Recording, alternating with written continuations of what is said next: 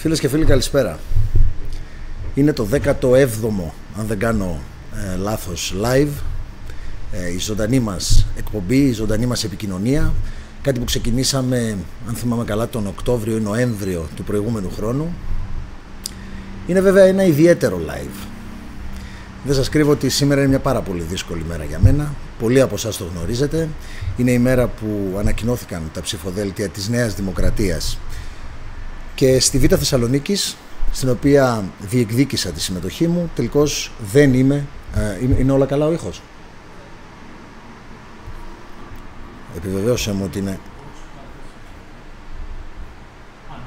Λοιπόν, σήμερα λοιπόν βγήκαν τα ψηφοδέλτια της Νέας Δημοκρατίας και δεν είμαι υποψήφιος. Οπότε είναι μια πολύ δύσκολη μέρα για μένα. Θέλω λοιπόν έτσι να κάνω μια πολύ μικρή αναδρομή σε αυτά τα 2-2,5 χρόνια της πορείας μου, να την κάνω μαζί σας, να σας ανοίξω λίγο την ψυχή μου και να θέσω, αν θέλετε, και το νέο στίγμα. Δεν ξέρω αν πρέπει να κλείσουμε και το παράθυρο εδώ, Τάσο.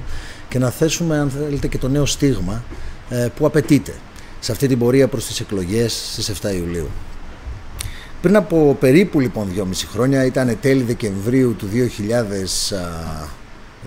2016, πήρα μια απόφαση να διεκδικήσω τη συμμετοχή μου στο ψηφοδέλτιο της Νέας Δημοκρατίας. Ήδη από το Μάρτιο του 2016, όταν ο Κυριάκος Μητσοτάκης ήταν ήδη 3 μήνες αρχηγός της Νέας Δημοκρατίας, είχα την τιμή να επιλεγώ ως εμπειρογνώμονα σε μια ολιγομελή ομάδα 5 ανθρώπων ουσιαστικά, που θα συντάσσαμε το πρόγραμμα για την ενέργεια, πράγμα που κάναμε. Πέρα από τη συνολική μου συμμετοχή στο πρόγραμμα για την ενέργεια, είχα επιφορτιστεί 100% με το κομμάτι των ανανεώσιμων πηγών ενέργειας, λόγω της ανασχόλησής μου με τον κλάδο και των σχετικών σπουδών μου. Όταν πήρα λοιπόν την απόφαση να διεκδικήσω κάτι παραπάνω, ήταν Δεκέμβριος του 2016 και μάλιστα θα πω ότι είχα μείνει πραγματικά πολύ θετικά. Ήμουν πολύ θετικά διακείμενος με την πρωτοβουλία του Κυριάκου του Μητσοτάκη να θεσπίσει το Μητρό Στελεχών. Είδα δηλαδή ότι ο νέος αρχηγός της Νέας Δημοκρατίας εμφορείται από αυτό που εμφορείται και η κοινωνία. Από την ανάγκη δηλαδή να αιματωθεί με νέο υλικό η πολιτική ζωή του τόπου. Αυτό λοιπόν με συνεπήρε και στα τέλη του 2016, όχι από την αρχή που άνοιξε η διαδικασία δηλαδή του Μητρώου, αλλά περίπου 2-2,5 μήνες μετά, έκανα τα χαρτιά μου, όπως και εκατοντάδες χιλιάδες άλλοι άνθρωποι στην Ελλάδα. Και μετά από περίπου ένα χρόνο είχα την δεύτερη τιμή να αναδειχθώ στους 135 από το Μητρό Στελεχών, στους 135 δηλαδή που έχεραν ιδιαίτερης ανακοίνωσης από όλη αυτή τη μεγάλη δεξαμενή άξιων, γενικά ας τους πούμε ανθρώπων, που νομίζω το νούμερό τους άγγιξε τις 3.500, αν δεν κάνω λάθος.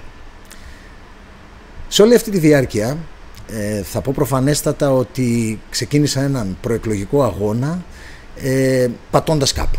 Ή για να το πω λίγο χιουμοριστικά, γιατί μπορεί να γεννώνται κάποια ερωτήματα και μου γεννώνται, το βέβαιο είναι ότι δεν το συνηθίζω να ξυπνάω στον ύπνο μου έχοντας 2 οράματα ή όνειρα, για να πω στον εαυτό μου ότι μαράκι μου γλυκό, θα διεκδικήσουμε κάτι, θα ξοδέψουμε το χρόνο μας, θα αφαιρέσω την παρουσία μου από το σπίτι και από τα παιδιά μας, από τα 3 μας παιδιά, για να διεκδικήσω ένα μεγάλο όνειρο χωρίς να πατώ πουθενά.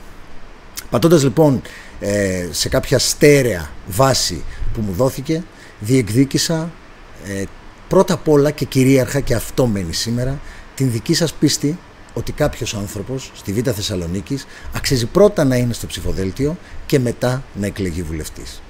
Με αυτήν λοιπόν την δική μου απόφαση ξεκίνησα να χτίζω τη σχέση μου μαζί σας. Και αν κάτι με συγκινεί τις τελευταίες ημέρες είναι ότι τώρα διαπιστώνω τη δυναμική, το εύρος αυτής της σχέσης που συνανέπτυξα μαζί σας. Τώρα διαπιστώνω αυτό που δεν μπορούσα να διαπιστώσω όλο το προηγούμενο διάστημα, ψήγματα του οποίου ελάμβανα, αλλά δεν μπορούσα να αποκωδικοποιήσω στο βαθμό που το αποκωδικοποιώ τώρα. Τι δηλαδή?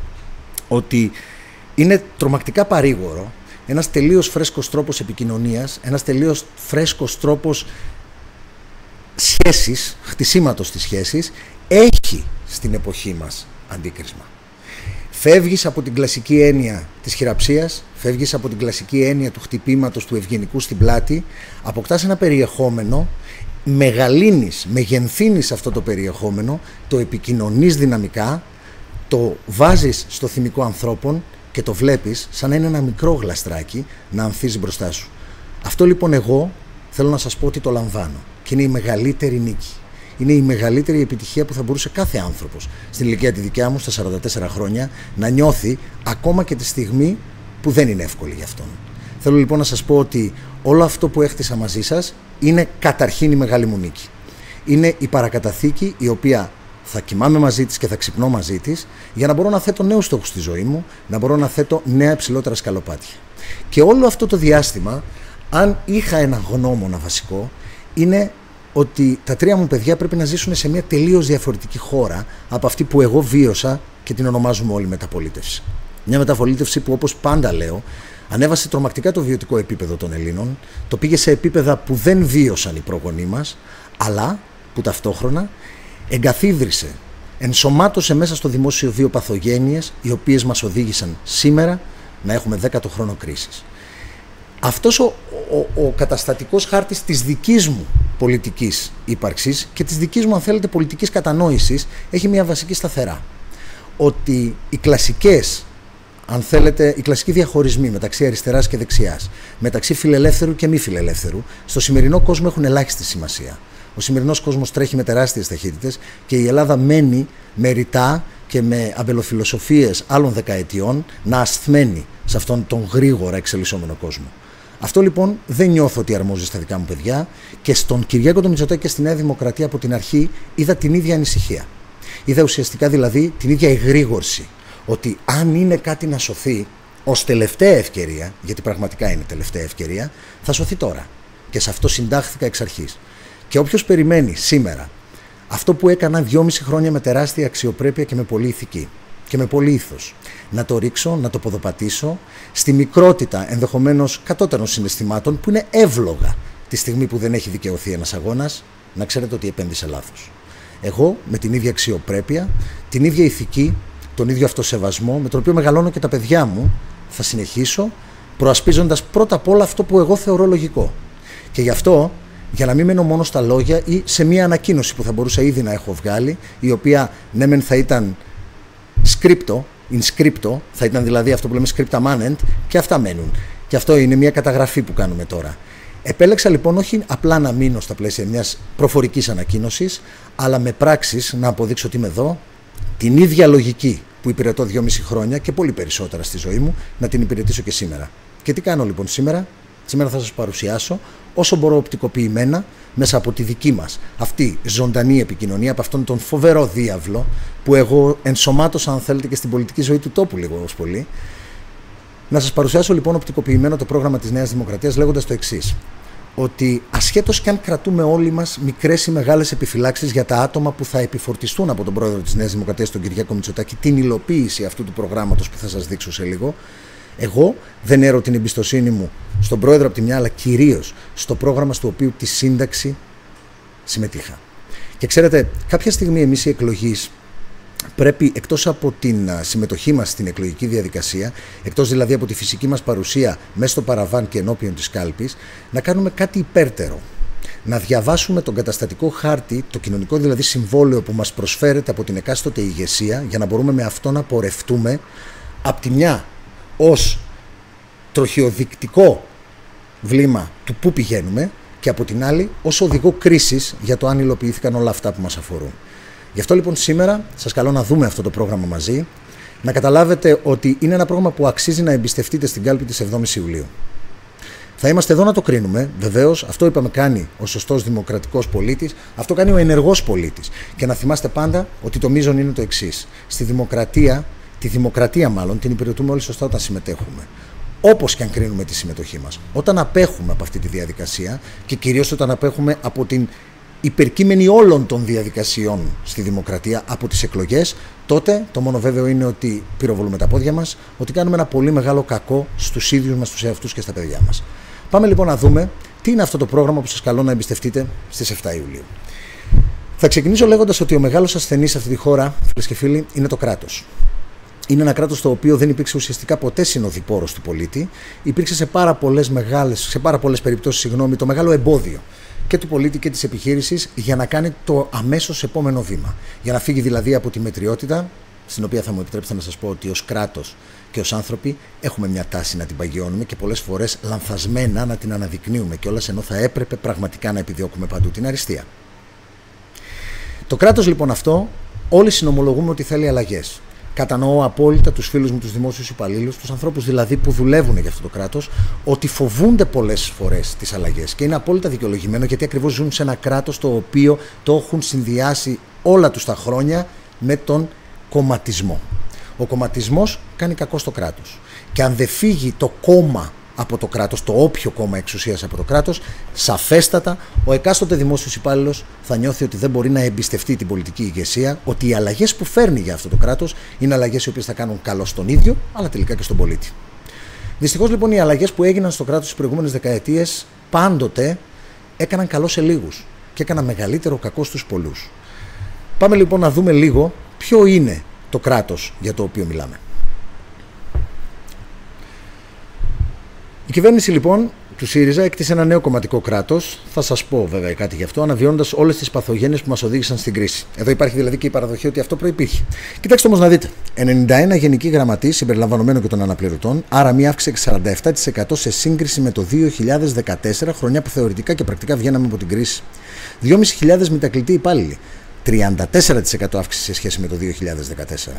3.300 διοικητές και μέλη ΔΣ διοικητικών συμβουλίων και οργάνων διοίκησης. 22% αύξηση σε σύγκριση με το 2014.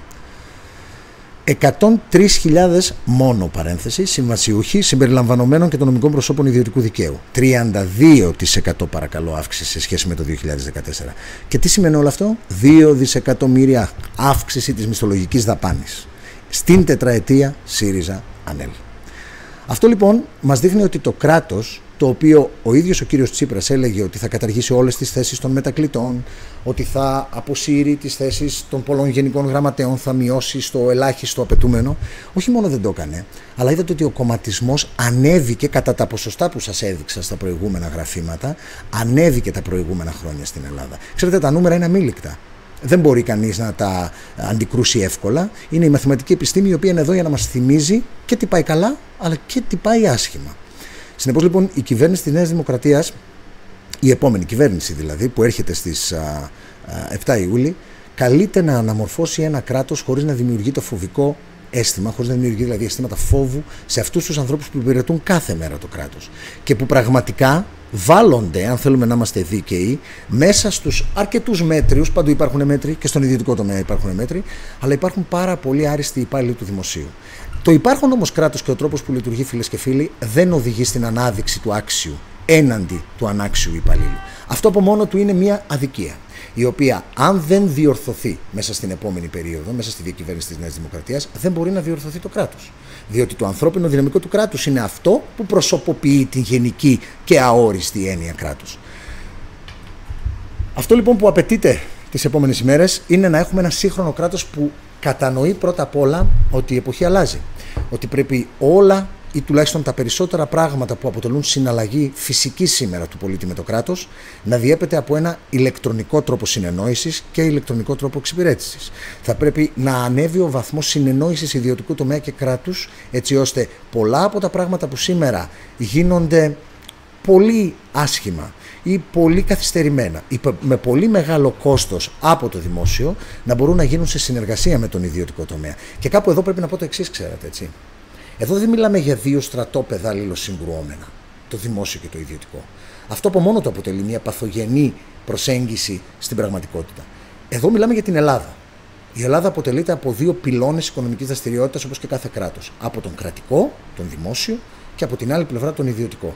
Αν αυτά τα δύο δεν μπορούν να λειτουργούν και να πηγαίνουν παράλληλα στο χρόνο, να πηγαίνουν συνεργατικά στο χρόνο, αυτό το συνολικό οικοδόμημα που λέγεται Ελλάδα δεν μπορεί να πάει καλά στο χρόνο. Συνεπώς λοιπόν πρέπει και αν θέλετε απαιτείται από τις συγκυρίες η σύμπραξη σε πάρα πολλές περιπτώσεις του ιδιωτικού και του δημόσιου τομέα. Ταυτόχρονα δεν γίνεται να μην υπάρχει μια μορφή αξιολόγησης. Ξέρετε, η αξιολόγηση δεν είναι μια ποινική διαδικασία. Δεν είναι δηλαδή μια διαδικασία η οποία ξεκινά απριόρι ή πρέπει να ξεκινά απριόρι με το κάποιος φταίει και άρα πάμε να τον βρούμε. Η αξιολόγηση σημαίνει κάτι μπορούμε να κάνουμε καλύτερα και άρα ελάτε να βρούμε τον τρόπο όλοι να γινόμαστε καλύτερα για να πηγαίνουν τα πράγματα καλύτερα. Αυτό είναι η αξιολόγηση παγκοσμίως. Μόνο στην Ελλάδα φοβόμαστε δυστυχώς την έννοια. Βεβαίως, σας είπα και πριν. Ο φόβος που προκύπτει στο δημόσιο υπάλληλο προκύπτει υπό το φόβο του κομματισμού. Διότι φοβάται την τιμωρία της πολιτικής επιλογής, που προέρχεται από την πολιτική επιλογή που μπορεί να μην συνάδει με αυτή του διευθυντή, με αυτή του προϊσταμένου, με αυτή του υπουργού. Άρα λοιπόν η διαδικασία αυτή καθ' αυτή της αξιολόγησης πρέπει να υπέρκειται του κόμματος, και ο μόνος φορέας ο οποίος μπορεί να προσδώσει 99% αξιοπιστία για μια τέτοια διαδικασία είναι ο ΑΣΕΠ. Αυτό ενσωματώνει λοιπόν το πρόγραμμα της Νέας Δημοκρατίας, και θα ήθελα όλοι να έχουμε, αν θέλετε, ανοιχτό το νου μας και ανοιχτή την καρδιά μας να δούμε τελικά το σχέδιο που θα έρθει, γνωρίζοντας ότι θα γίνεται, θα υλοποιείται, θα εκτελείται μέχρι το τέλος του από τον ΑΣΕΠ, με τις εγγυήσεις που αυτό το σύστημα από μόνο του φέρει. Την ίδια στιγμή, ο κανόνας προσλήψεων 1/5 με βρίσκει γενικά σύμφωνο. Σε ειδικές περιπτώσεις όμως και η ίδια η Νέα Δημοκρατία στο πρόγραμμά της ξεκαθαρίζει ότι δεν μπορεί να ακολουθηθεί ως τέτοια. Υπάρχουν δηλαδή κάποιες ειδικές κατηγορίες, όπως η ειδική αγωγή στα σχολεία και κάποιοι κλάδοι της υγείας στα νοσοκομεία, που χρειάζονται επιγόντως προσλήψεις, και εκεί θα πρέπει να γίνουν αυτές οι προσλήψεις, γιατί αν δεν λειτουργούν και εκείνοι οι κλάδοι σωστά, δεν λειτουργεί συνολικά και η οικονομία σωστά, όσο και αν σας φαίνεται μυστήριο, όλα αλληλεπιδρούν σε αυτό που λέγεται οικονομία. Ένας τρίτος πυλώνας για να μπορέσει να αλλάξει αυτό που λέμε κράτος είναι η μεταφορά αρμοδιοτήτων προς την αυτοδιοίκηση. Ξέρετε, έχουμε ένα στρεβλό σύστημα που βασίζεται στο ότι απ' τη μια αναγνωρίζει στην αυτοδιοίκηση αυτό που λέει και η λέξη, την έννοια της αυθυπαρξίας, δηλαδή θεωρητικά τη δυνατότητα να παράγει πολιτική και να εκτελεί πολιτική από μόνη της η αυτοδιοίκηση. Από την άλλη όμως την έχει δέσμια σε πάρα πολλές περιπτώσεις της κεντρικής εξουσίας. Άρα πάβει να είναι αυτοδιοίκηση, είναι μια ετεροδιοίκηση, αν θέλουμε να είμαστε ακριβόλογοι. Συνεπώς εδώ απαιτείται, και ο Κυριάκος Μητσοτάκης και το πρόγραμμα της Νέας Δημοκρατίας σε αυτό είναι σαφής, ότι θα επέλθει με ένα νέο θεσμικό πλαίσιο περισσότερη κυρίως οικονομική αλλά και εκτελεστική αυτονομία στους ΟΤΑ. Είναι κάτι που απαιτείται. Κλείνοντας την παρένθεση αυτή, την πρώτη ενότητα που αφορά το κράτος, όλα τα υπόλοιπα αφορούν το κράτος όπως καταλαβαίνετε, αλλά εδώ ήταν η γενική θεώρηση του τι πρέπει να αλλάξει σε αυτό που λέγεται κράτος, σε αυτό που λέγεται λειτουργία του δημοσίου. Πάμε όμως να δούμε τώρα πώς θα ξυπνήσει η οικονομία. Διότι ξέρετε, η οικονομία μπορεί να είναι λογική, δηλαδή μπορεί να έχει συγκεκριμένες πολιτικές προϋποθέσεις για να πάει καλά, δηλαδή σωστή νομοθέτηση, σωστή εκτελεστική λειτουργία με βάση την νομοθέτηση που έχει γίνει, αλλά την ίδια στιγμή είναι σε μεγάλο βαθμό και ψυχολογία. Ήδη μάλιστα δείγματα αυτής της θετικής ψυχολογίας τα βλέπουμε όλοι μας, όσοι παρακολουθούμε τουλάχιστον την πορεία των πραγμάτων, με τις εξελίξεις που είχαμε και στο χρηματιστήριο αλλά και στο απεριθώριο των ελληνικών spread από την ημέρα που έγιναν οι ευρωεκλογές και μετά. Δηλαδή τι συμβαίνει, προεξοφλούν και οι εγχώριες αλλά και οι διεθνείς αγορές το γεγονός ότι θα επέλθει μια εξυγίανση στον τρόπο που λειτουργεί η οικονομία, ότι επέρχεται ένα πιο φιλελεύθερο, πιο οικονομικά ελευθεριάζον κυβερνητικό σχήμα για να μπορέσει να δώσει καύσιμα στην πραγματική οικονομία να πάρει σιγά σιγά μπροστά. Δεν θα σας πω σε καμία περίπτωση ότι το να πάρει μπροστά η πραγματική οικονομία είναι εύκολο. Δεν είναι καθόλου εύκολο. Για όποιους μετέχουμε στην πραγματική οικονομία, ξέρουμε ότι η βλάβη που έχει υποστεί σε μεγάλο βαθμό είναι ανίκαιστος. Συνεπώς, είναι πολλά που πρέπει να γίνουν. Και δεν μπορεί κανείς να μιλά για οικονομία και για να αλλάξει το κλίμα, αν δεν βάλει στην κουβέντα και άλλους παράγοντες που την ετεροκαθορίζουν. Δηλαδή, η ασφάλεια, η καλή δικαιοσύνη, η ευνομία. Όλα αυτά τα πράγματα, ξέρετε, συνάδουν για να μπορεί μια οικονομία να πηγαίνει καλά. Εδώ λοιπόν θεματικά θα σας το πιάσω σε λίγο, αλλά ξεκινάμε να δούμε λίγο τουλάχιστον τι συμβαίνει με τη φορολογία όλα αυτά τα χρόνια.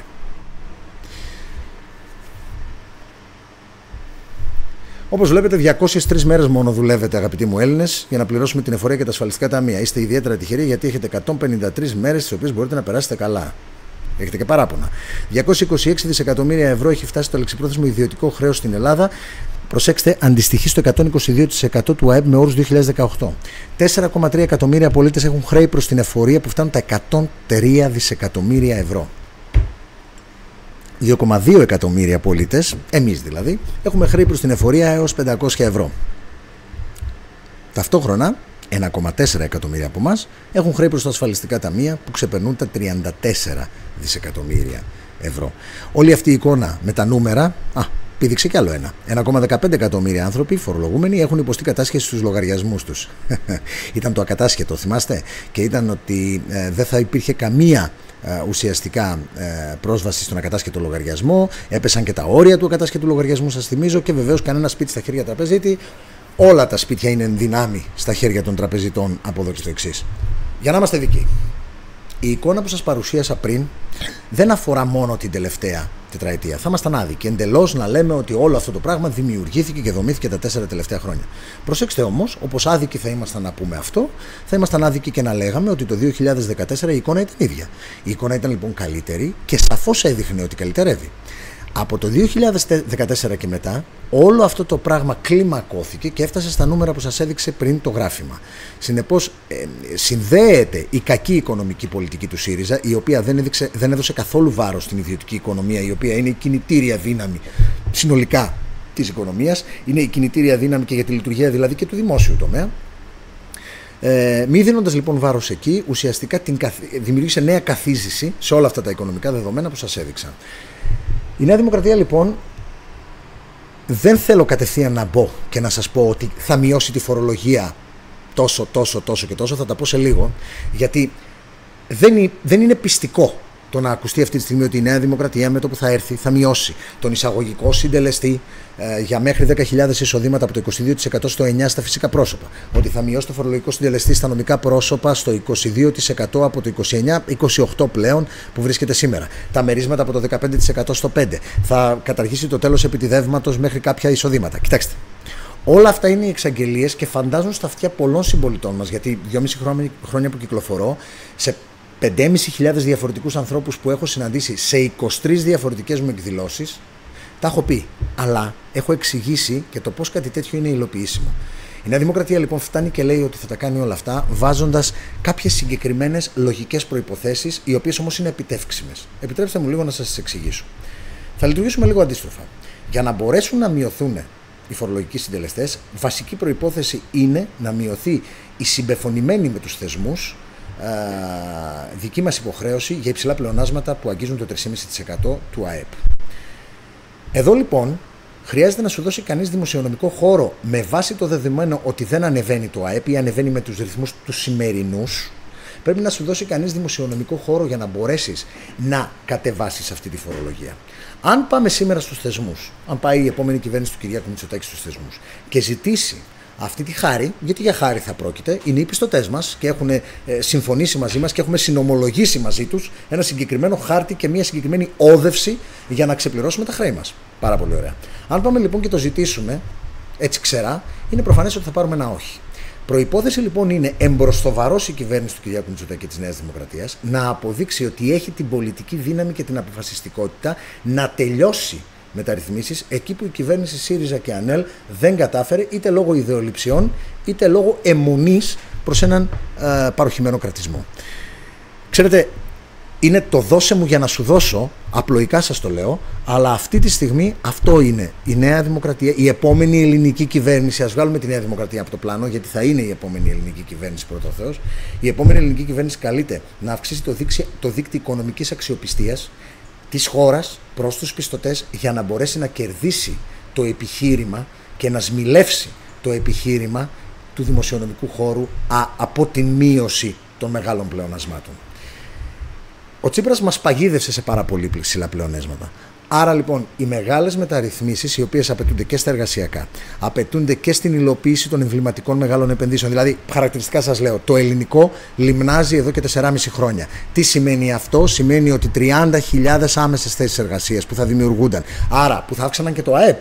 Άρα, προσέξτε τώρα, το ΑΕΠ, το 3,5% που αναφέρουμε είναι επί του ΑΕΠ. Άρα, μπορεί να δημιουργηθεί χώρος και επιχείρημα για την επόμενη ελληνική κυβέρνηση, αν αυξήσει πιο δυναμικά το ΑΕΠ της χώρας, να ζητήσει από τους πιστωτές μείωση και αυτού του ποσοστού του πλεονάσματος που θα πρέπει να προκύπτει κάθε χρόνο.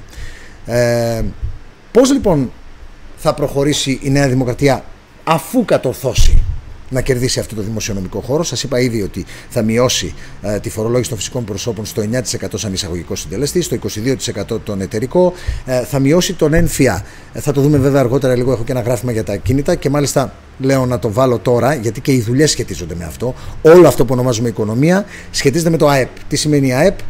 Η συνολική οικονομική δραστηριότητα, η αποτίμηση της συνολικής οικονομικής δραστηριότητας μιας χώρας. Τι σημαίνει αυτό? Ότι απαιτούνται περισσότερες δουλειές. Πάμε να δούμε τι ισχύει τώρα με τις δουλειές.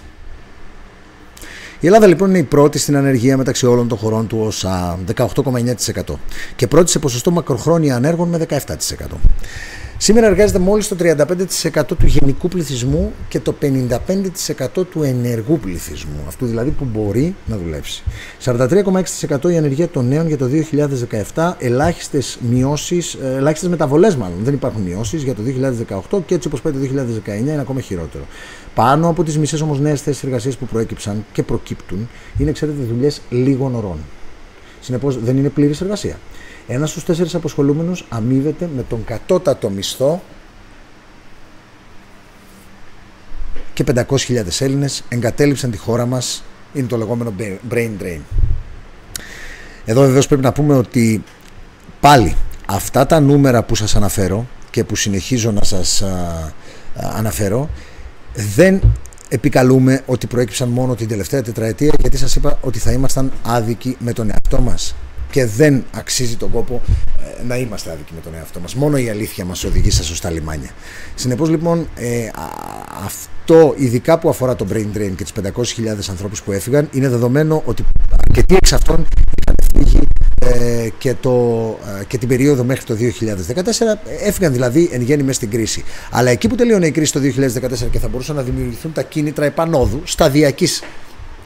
σταδιακού επαναπατρισμού αυτών των ανθρώπων, δυστυχώς υπήρξε η καθίζηση του 2015 και 2016.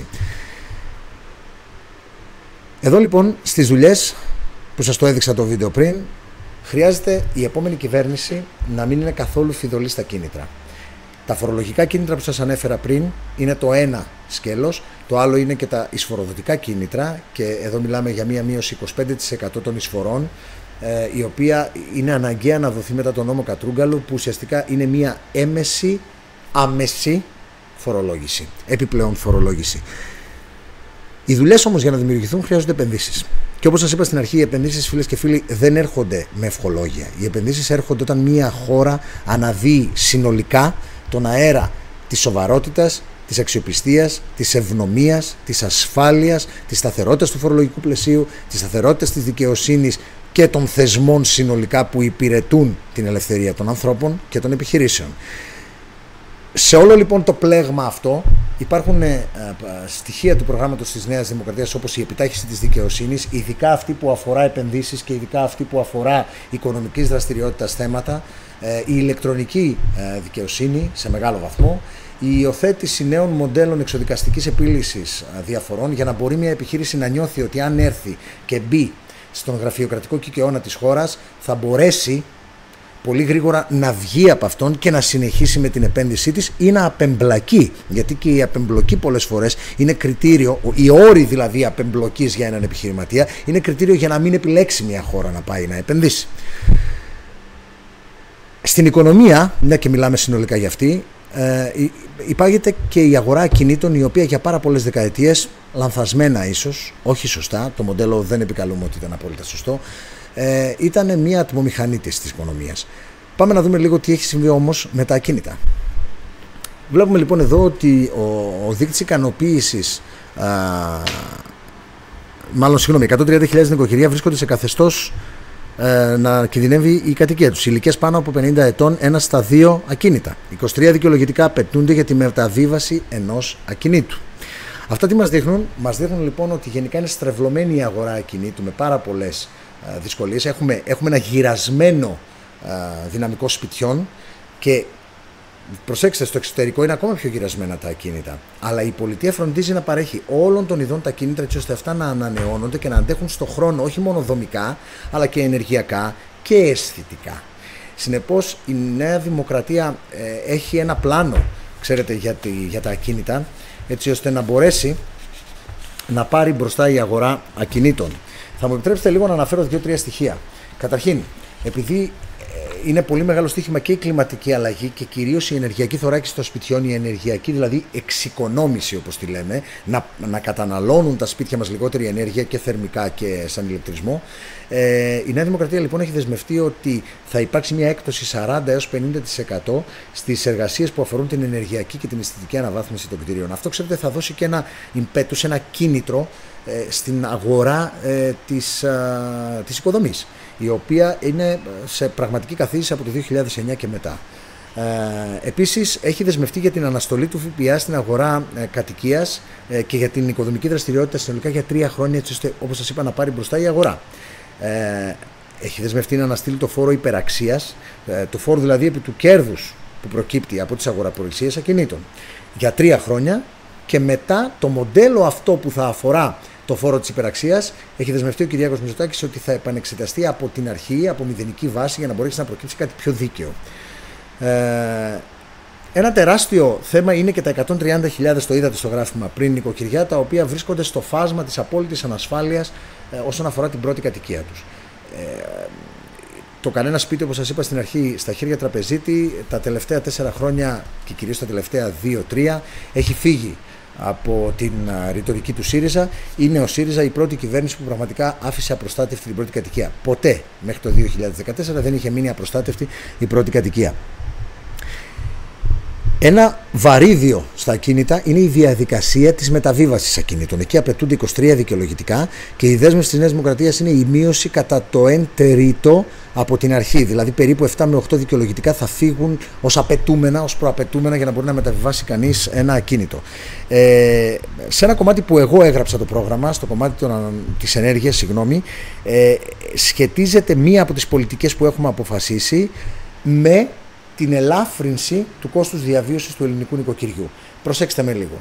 Στους λογαριασμούς ρεύματος, ένα από τα σκέλη των πραγμάτων που πληρώνουμε είναι τα ΙΚΟ, υπηρεσίες κοινής ωφέλειας. Αυτά ουσιαστικά είναι ό,τι μας αναλογεί όλους για να μπορούν να έχουν οι συμπολίτες μας στα νησιά, που θα τους έγινε πάρα πολύ ακριβό το ρεύμα, αν συνυπολογίσει κανείς τα μεταφορικά για τα καύσιμα που πηγαίνουν εκεί στις μονάδες.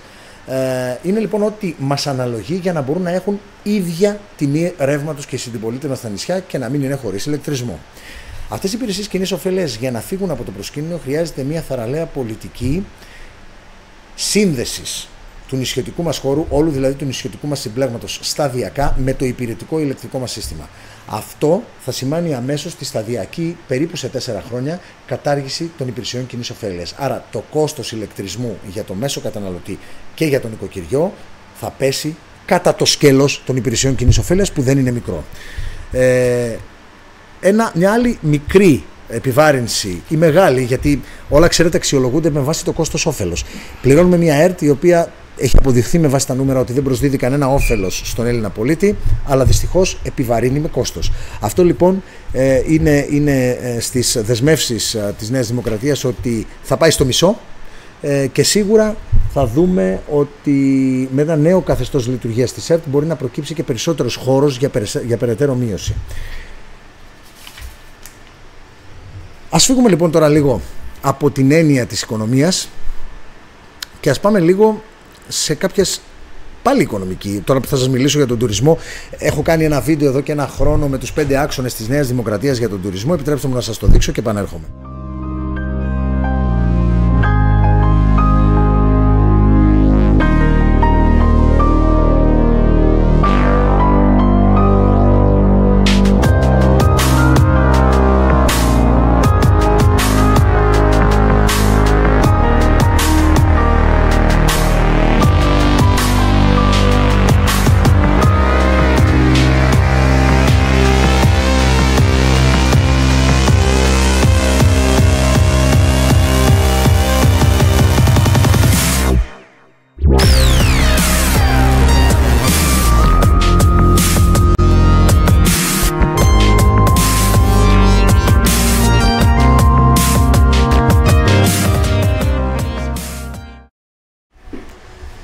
Είδατε λοιπόν τους 5 άξονες του προγράμματος της Νέας Δημοκρατίας σε ένα βιντεάκι που είχα κάνει πέρυσι για να μπορέσω να το οπτικοποιήσω. Γενικά προσπαθώ να οπτικοποιήσω όλα αυτά που λέμε για να μπορέσουμε λίγο να καταλάβουμε και που βρισκόμαστε και με βάση τη δικιά μου περιγραφή που αξίζει τον κόπο να πάμε με βάση το πρόγραμμα της Νέας Δημοκρατίας.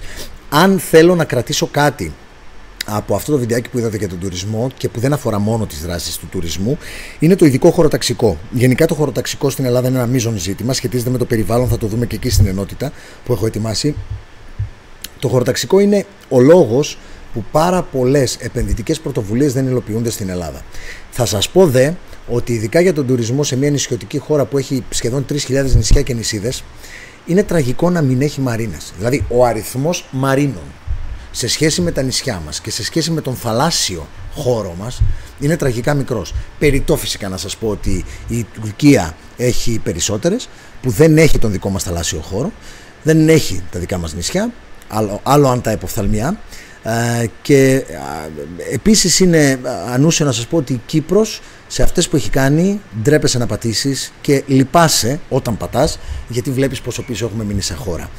Όλα αυτά λοιπόν τα πράγματα πρέπει να μπορέσουν να αλλάξουν πάρα πολύ γρήγορα, γιατί είναι από τους πιο εμπροστοβαρείς τρόπους για να αυξήσουν το ΑΕΠ και να προσδώσουν και στην αυριανή κυβέρνηση και στον Κυριάκο το Μητσοτάκη το επιχείρημα που σας είπα πριν. Κοιτάξτε πώς τα πάω συνολικά, δώστε μου λίγο περισσότερο χώρο.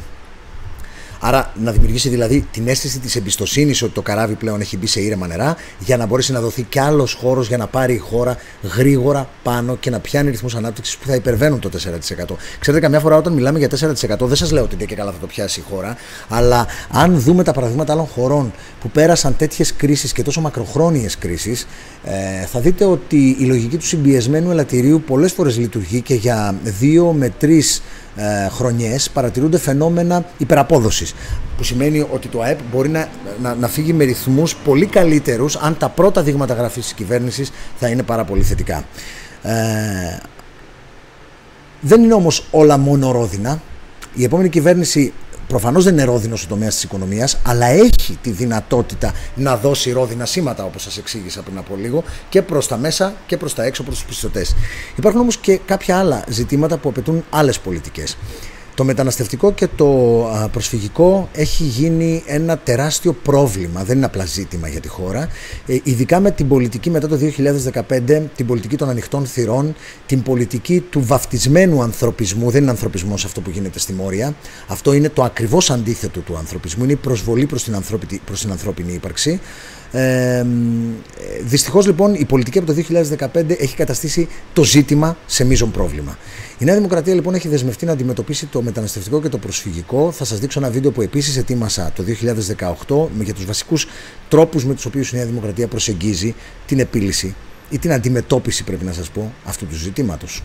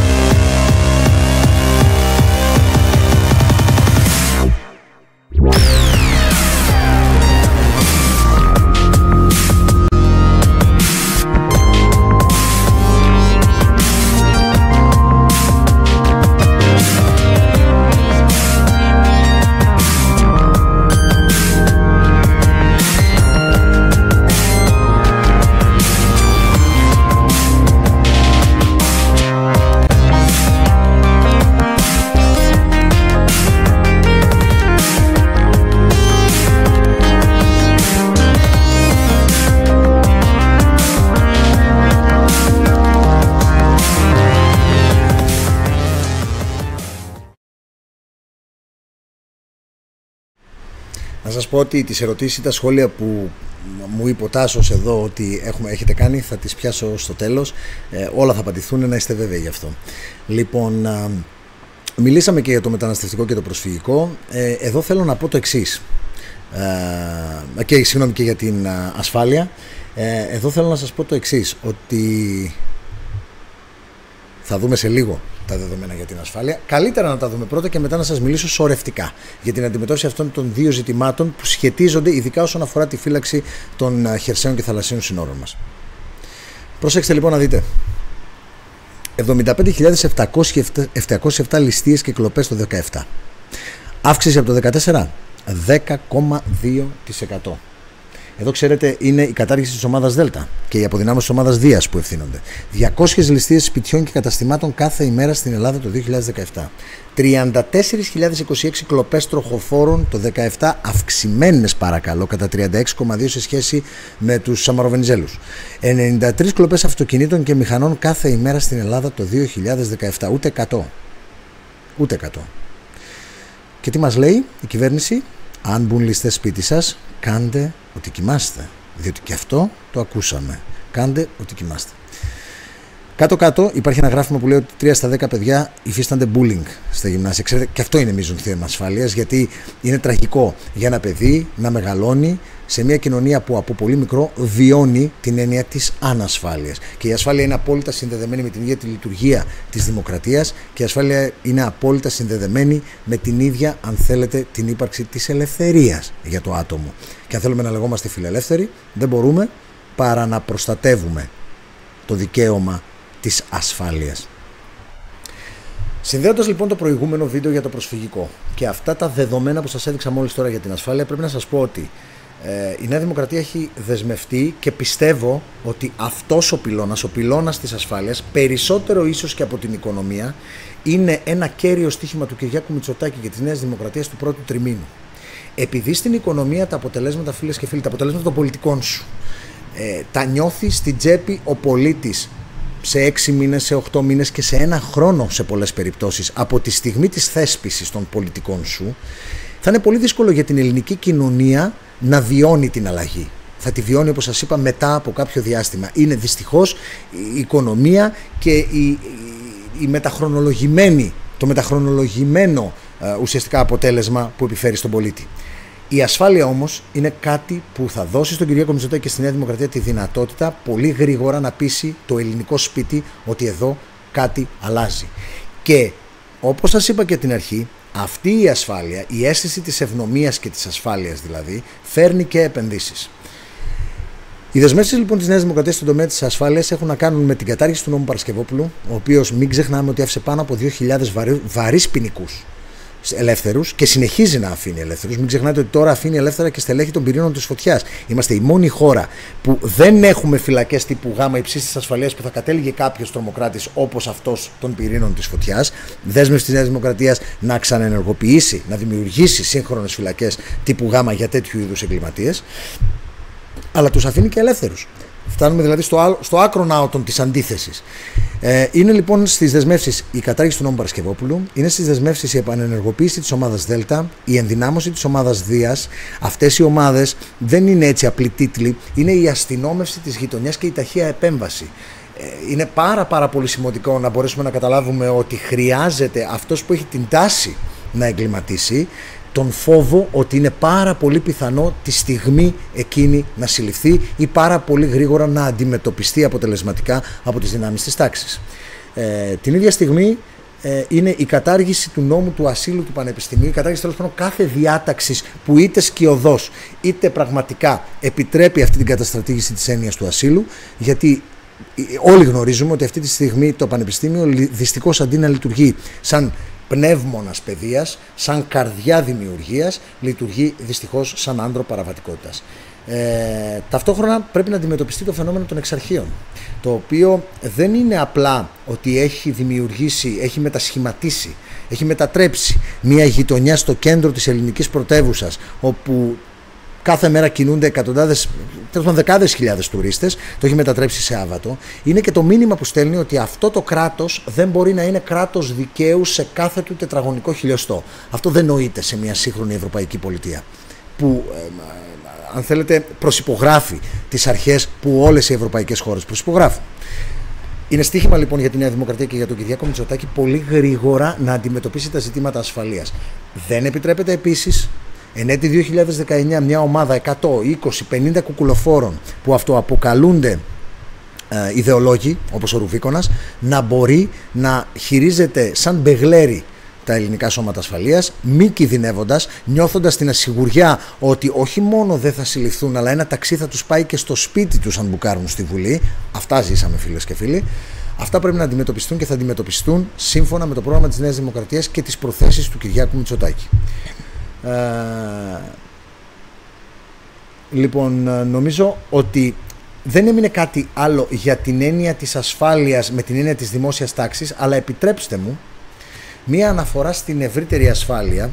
Η Νέα Δημοκρατία δεν έχει αυτή τη στιγμή εντάξει στον προγραμματικό της λόγο αυτό που θα σας πω, αλλά είναι μια δική μου πρόταση, η οποία προφανώς και χρήζει κάποιες ανάλυσης και από ειδικότερους εμού, αλλά αξίζει να τεθεί στα αρμόδια όργανα της Ευρωπαϊκής Ένωσης. Επειδή ζούμε σε μια πάρα πολύ δύσκολη συγκυρία με την Τουρκία, η οποία δεν έχει μόνο ένα νομικό αναθεωρητισμό, δηλαδή μια τάση να δει τις διεθνείς συνθήκες που διέπουν τις σχέσεις της με όλους τους γειτονές της, έχει και έναν πρακτικό αναθεωρητισμό στο πεδίο. Δηλαδή αυτή τη στιγμή με το Γιαβούζ και τον Πορθητή εισβάλλει ουσιαστικά σε τουρκικό έδαφος. Μπορεί να μην είναι έδαφος με την έννοια της γης, αλλά είναι είναι κυπριακός χώρος. Εισβάλλει λοιπόν στην κυπριακή δημοκρατία. Αυτό το πράγμα, ξέρετε, είναι τα προεόρτια και η ένδειξη του τι επίκειται και σε αυτό που ονομάζουμε Αιγαίο. Διότι όσο δεν προκύπτουν τα αντίβαρα να αντιλογίζουν και να φρενάρουν αυτή τη συμπεριφορά της Τουρκίας στην Κύπρο, αυτό το πράγμα θα επεκταθεί. Είναι δεδομένο. Και μάλιστα ο Ερντογάν είναι, αν σε κάτι είναι καλός, είναι στη δυνατότητά του να εξάγει τις όποιες εσωτερικές μικρές ή μεγάλες κρίσεις προς το εξωτερικό και να τις μετατρέπει σε ένα νέο πλαίσιο που τον ανάγει τον ίδιο σε νικητή. Εδώ λοιπόν η Ελλάδα και η Κύπρος θα έπρεπε εδώ και 2 δεκαετίες για μένα να έχουν προωθήσει τον ευρωπαϊκό διάλογο προς την κατεύθυνση της δημιουργίας ενός ενιαίου ευρωπαϊκού στρατού, ο οποίος θα σταθμεύει ακόμα και με κάποιες παροχές σε γη από την ελληνική και την κυπριακή δημοκρατία στα εδάφη μας. Δηλαδή να μπορέσει να δημιουργηθεί, έχω γράψει και ένα άρθρο σχετικά γι' αυτό, ένας πρόδρομος ευρωπαϊκός στρατός, ένα πρόδρομο ευρωπαϊκό ναυτικό και μια πρόδρομη ευρωπαϊκή αεροπορία, η οποία θα έχει ένα κοινό σήμα με τα ευρωπαϊκά αστέρια, αλλά και θα διατηρεί ο στρατευμένος το εθνικό του σύμβολο στα πλαίσια της πρώτης φάσης ενοποίησης ενός στρατού. Η Ευρωπαϊκή Ένωση πάσχει διπλωματικά επειδή δεν μπορεί στο στρατιωτικό πεδίο να έχει ύπαρξη αυτοτελή και ενιαία. Συνεπώς λοιπόν η Ελλάδα, η οποία έχει τα δυσκολότερα αυτή τη στιγμή σύνορα της Ευρωπαϊκής Ένωσης μαζί με την Κύπρο, θα έπρεπε να είναι συνεχώς να προασπίζει να επιζητά αυτή τη μετεξέλιξη και την δημιουργία ενός ευρωπαϊκού στρατού, ο οποίος θα υπεραμείνεται των ευρωπαϊκών συνόρων, διότι τα δικά μας σύνορα είναι και σύνορα της Ευρωπαϊκής Ένωσης.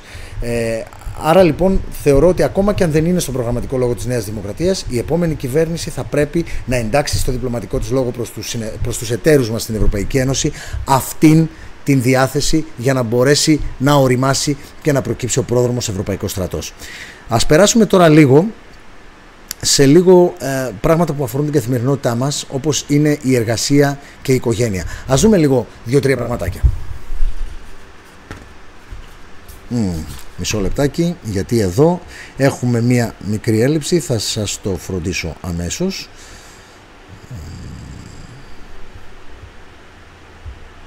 Να δούμε λίγο, δώστε μου ένα δευτερόλεπτο. Okay. Όχι, νομίζω δεν το έχω αυτό. Okay, ξέχασα να το περάσω αυτό το βιντεάκι. Λοιπόν, ουσιαστικά είναι η στήριξη της ελληνικής οικογένειας και των εργαζομένων Ελλήνων με την επέκταση του ωραρίου των παιδικών σταθμών, με την απόκτηση νέων και σύγχρονων δεξιοτήτων για εργαζόμενους και ανέργους που θα οδηγεί σε καλύτερη απασχόληση και ποιοτικότερη ζωή, με προγράμματα επανακατάρτισης όσων επιστρέφουν, ξέρετε, στην αγορά εργασίας μετά από διακοπή για την ανατροφή τέκνων, με κέντρα επαγγελματικής κατάρτισης, τα ΚΕΚ δηλαδή, που θα πληρώνονται μόνο με βάση την επιτυχή πιστοποίηση και την έβρεση εργασίας, και φυσικά τη συμμετοχή της επιχείρησης στο κόστος της επανακατάρτισης. Αυτό είναι ένα κομμάτι που αφορά την ελληνική οικογένεια. Εδώ βεβαίως πρέπει να πούμε ότι το μείζον είναι για την ελληνική οικογένεια το κίνητο των 2.000 ευρώ σε κάθε γέννηση παιδιού, αλλά και το πρόσθετο 1.000 ευρώ αφορολόγητο κάθε χρόνο για κάθε παιδί. το δημογραφικό μπορεί να μην μπορέσει να αντιμετωπιστεί, ξέρετε, με αυτά τις μικρές πρώτες παρεμβάσεις, αλλά δεν είχαμε καμία παρέμβαση και τουλάχιστον είναι στο σωστό δρόμο το πρόγραμμα της Νέας Δημοκρατίας για να μπορέσει να δώσει ένα βασικό, αρχικό κίνητρο στους νέους Έλληνες και στις νέες Ελληνίδες να τεκνοποιούν για να μπορέσουμε να αντιμετωπίσουμε το μεγάλο πρόβλημα των επόμενων δεκαετιών που είναι το δημογραφικό. Το θέμα όμως της οικογένειας έχει και μια άλλη πτυχή, την υιοθεσία και την αναδοχή. Πέρυσι, νομίζω κιόλας τέτοια εποχή, είχα κάνει ένα βίντεο που έδειχνε τις βασικές πτυχές του προγράμματος της Νέας Δημοκρατίας για την υιοθεσία και την αναδοχή. Ας το δούμε.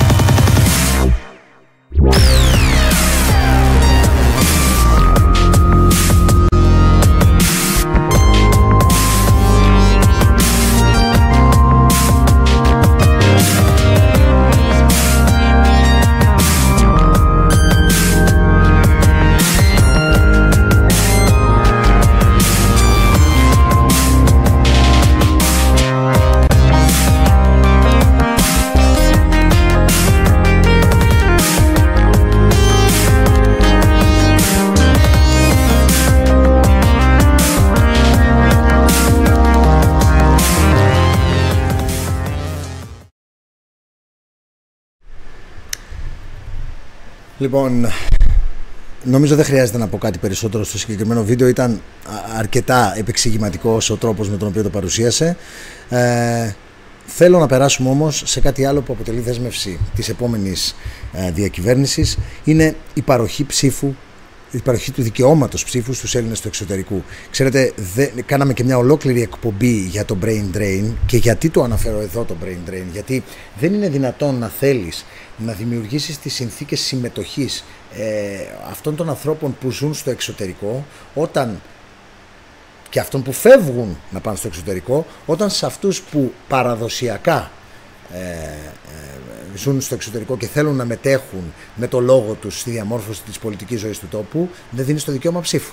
Δηλαδή είναι λίγο, ξέρετε, φεδρό να λες από τη μια ότι θες να τους δώσεις τα κίνητρα να γυρίσουν, αλλά από την άλλη να μην τους αναγνωρίζεις το δικαίωμα να μετέχουν, έστω και έτσι, στην πολιτική ζωή του τόπου τους, να δημιουργήσουν δηλαδή οι ίδιοι τους όρους της δικής τους επιστροφής. Φυσικά όλοι γνωρίζουμε γιατί ο ΣΥΡΙΖΑ αυτό το απέφυγε, γιατί εκεί θα ήταν τραγικά τα αποτελέσματα για το ΣΥΡΙΖΑ, δηλαδή ένα μικροπολιτικό παιχνίδι αντί να δει τη μεγαλύτερη εικόνα, αντί να δηλαδή το δάσος είδε το δέντρο. Πάμε λοιπόν να δούμε το βιντεάκι που ετοίμασα εγώ πάλι πέρυσι για το θέμα αυτό.